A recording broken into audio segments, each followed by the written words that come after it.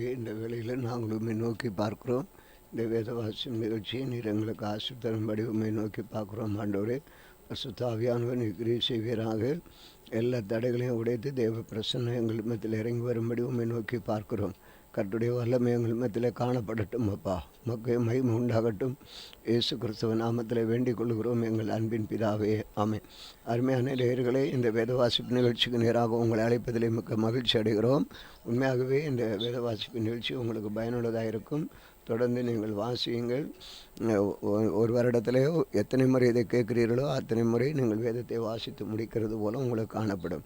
ஆண்டுடைய மகிமை உங்களுக்கு காணப்படும். நிச்சயமாக இதன் மூலமாக அநேக நன்மைகளை பெறுவீர்கள். உங்களுக்கு இது ஒரு சில நேரங்களிலே வேதத்தை கையில் எடுத்து வாசிக்க முடியாது.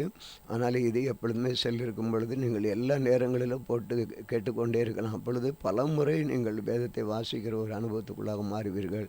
ஆம், ஆண்டவர் உங்களை ஆசீர்வதிப்பாராக. இன்றைக்கு நாம் வாசிக்க வேண்டிய வேத பகுதி சங்கீதம் 81. கீர்த்தி என்னும் வாத்தியத்தில் வாசிக்கும்படி ராகத்தலைவனுக்கு ஒப்புவிக்கப்பட்ட ஆசாப்பின் சங்கீதம். நம்முடைய பலனாகிய தேவனை கம்பீரமாய் பாடி யாக்கோபின் தேவனை குறித்து ஆர்ப்பரியுங்கள். தம்புரு வாசித்து வீணையும் இனிய ஓசையான சுரமண்டலத்தையும் எடுத்து சங்கீதம் பாடுங்கள். மாத பிறப்பிலும் நியமித்த காலத்திலும் நம்முடைய பண்டிகை நாட்களிலும் எக்காலம் ஊதுங்கள். இது சிறுவேலுக்கு பிரமாணமாகவும் யாக்கோபின் தேவன் விதித்த நியாயமாக இருக்கிறது. நாம் அறியாத பாஷையை கேட்ட எகிப்து தேசத்திலிட்டே புறப்படுகையில் இதை யோசேப்பிலே சாட்சியை ஏற்படுத்தினார். அவன் தோளை சுமைக்கு விலக்கினேன், அவன் கைகள் கூடைக்கு நீங்களாக்கப்பட்டது. நெருக்கத்திலே நீ கூப்பிட்டாய், நான் உன்னை தப்புவித்தேன். இடிமுழக்கம் உண்டாகும் மறைவிடத்திலிருந்து உனக்கு உத்தரவு அருளினேன். மேரிபாவின் தண்ணீர்கிடத்தில் உன்னை சோதித்து அறிந்தேன். என் ஜனமே கேள், உனக்கு சாட்சியிட்டு சொல்லுவேன். இஸ்ரவேலே, நீ எனக்கு செவி கொடுத்தால் நலமாயிருக்கும். உனக்குள் வேறு தேவன் உண்டாயிருக்க வேண்டாம். அந்நிய தேவனை நீ நமஸ்கரிக்கவும் வேண்டாம். உன்னை எகிப்து தேசத்திலிருந்து புறப்பட பண்ணின உன் தேவனாகிய கர்த்தர் நானே. உன் வாயை விரிவாய்த்தர நான் அதை நிரப்புவேன். என் ஜனமோ என் சத்தத்துக்கு செவி கொடுக்கவில்லை. இஸ்ரவேல் என்னை விரும்பவில்லை. ஆகையால் அவர்கள் இருதயத்தின் கடினத்திற்கு விட்டுவிட்டேன். தங்கள் யோசனைகளின்படி நடந்தார்கள். என் ஜனம் எனக்கு செவி கொடுத்து இஸ்ரவேலின் வழிகளில் எல்லாம் நடந்தால் நலமாயிருக்கும். நான் சீக்கிரத்தில் அவர்கள் எதிராளிகளை தாழ்த்தி என் கையை அவர்கள் சத்துருக்களுக்கு விரோதமாய் திருப்புவேன். அப்பொழுது கர்த்தரை பகைக்கிறவர்கள் அவருக்கு இச்சகம் பேசி அடங்குவார்கள். அவர்களுடைய காலம் என்னென்றைக்கும் இருக்கும். உச்சிதமான கோதுமையினால் அவர்களை போஷிப்பார். கண்மலையின் தேனினால் உன்னை திருப்தியாக்குவேன். சங்கீதம் 82. ஆசாவின் சங்கீதம். தேவ சபையிலே தேவன் எழுந்தருளி இருக்கிறார். தேவர்களின் நடுவிலே அவர் நியாயம் விசாரிக்கிறார்.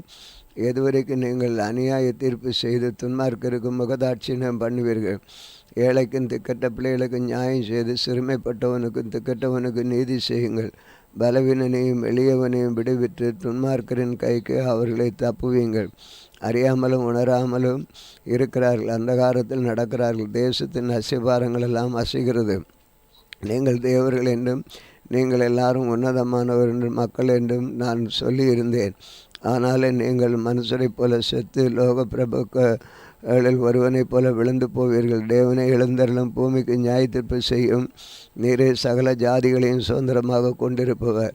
சங்கீதம் 83. ஆசாப்பின் சங்கீதமாகிய பாட்டு. தேவனே, மௌனமாகிறாதையும் பேசாமல் இராதையும். தேவனே, சும்மாகிறாதையும். இதோ உம்முடைய சத்துருக்கள் கொந்தளித்து உம்முடைய பகைஞர் தலையெடுக்கிறார்கள். உமது ஜனத்துக்கு விரோதமாக உபாயத்தந்திரங்களை யோசித்து உமது மறைவிடத்தில் இருக்கிறவர்களுக்கு விரோதமாக ஆலோசனை பண்ணுகிறார்கள். அவர்கள் இனி ஒரு ஜாதியாயிராமலும் இஸ்ரவேலின் பேர் இனி நினைக்கப்படாமலும் போவதற்காக அவர்கள் அதம் பண்ணுவோம் வாருங்கள் என்கிறார்கள். இப்படி ஏதோமின் கூடாரத்துக்கும் இஸ்மவேலருக்கும் மோவாபியருக்கும் ஆகாபியருக்கும் கேபாலரும் அம்மோனியரும் யாரும் அமலேக்கியரும் தீருவின் குடிகளோடு கூடிய பெலிஸ்தரும் ஏகம் நிர்ணயமாய் ஆலோசனை செய்து உமக்கு விரோதமாக ஒப்பந்தம் பண்ணி கொண்டிருக்கிறார்கள்.